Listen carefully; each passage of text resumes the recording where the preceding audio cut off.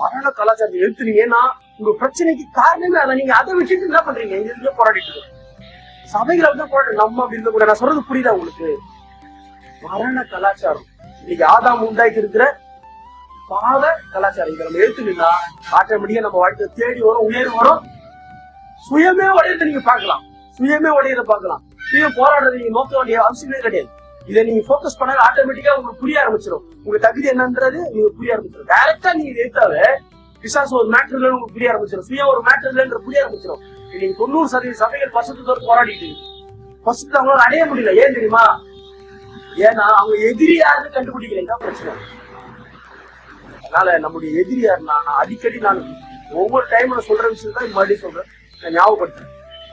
மரண கலாச்சாரம். இந்த ஆதாமின் உலகம், பூமியில 2 உலகம் இருக்கு. ஒன்னு ஆதாமின் உலகம், இன்னொன்னு இயேசுவின் உலகம். ஆதாமின் உலகம் தான் நம்முடைய எதிரி. ஆதாமின் உலகம் அதுல இருக்கிற மனிதர்கள் அல்ல, அந்த கிரியைகள். நான் சொல்ற